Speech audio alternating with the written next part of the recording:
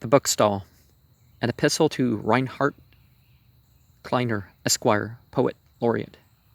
Congenial Kleiner, whose broad brow sustains the bays that prove the sweetness of thy strains, to rougher rhymes than thine an audience lend, and take the admiring tribute of a friend. What shall I say? Must I in pain rehearse our prate of Whitman, whose Boeotian ball can scarce be justly labeled verse at all? Alas, such themes no charms for me afford, nor can I scan them happy and unbored. Pox on the rogues that writ these lifeless lays, my fancy beckons me to nobler days. Say, waking muse, where ages best unfold, and tales of times forgotten most are told, where weary pedants, drier than the dust, like some loved incense, sent their lettered must, where crumbling tomes upon the groaning shelves cast their lost centuries about ourselves. Mine be the pleasure of the grimy stand, where age-old volumes sleep on every hand. Mine be the joys to live in thoughts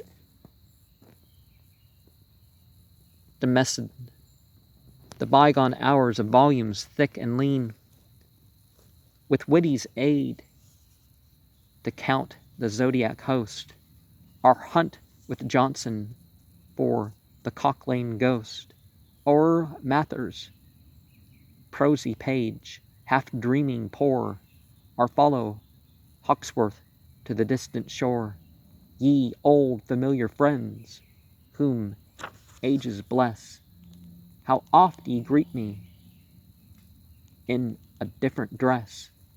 Watch shining Marco, who on every side adorns the dingy walls with Roman pride, untouched or Englished, French or Leipzig made. The lustrous lines of Virgil pierce the shade. O Mantuan lamp, what barred before our sense can such a wealth of polished force evince? Thus the quick question, but the answer lies where yonder rotting Homer meets our eyes. The blind, the bearded bard before us burns, and thrills our temples with his tragic turns. Of Ilion's siege each time is new we hear, while shrewd Ulysses charms the eager ear. These share we all, yet what affection twines about obscurer, less remembered lines. Each knows his favorites, and in fancy claims for boon companions those forgotten names. Would ye read Lucan? Start ye then and go, where Lucan gangs Britannic garb from row. Full many a Grecian lyrist smiles or grieves to English tunes through Elton's quarto leaves. Or if our own originals you see, go smell the drugs in Garth's dispensary.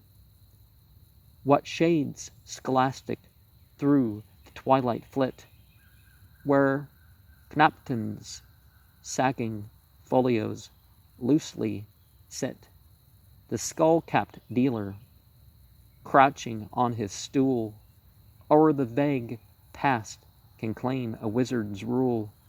On his seamed face the myriad wrinkles play, and subtly link him to the yesterday. Rise, Stanhope, rise, thy macaroni train. Dance in the beams that pierce the dusty pane. Hail, supportive Rochester, bestir thy feet, and mince in fancy o'er the cobbled street.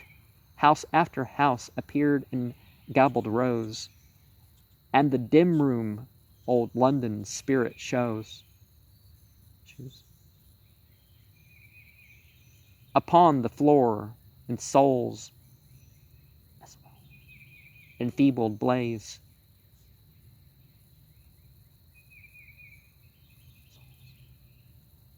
The coal-black pus with youthful ardor plays. Yet what more ancient symbol may we scan than pus, the age-long satellite of man?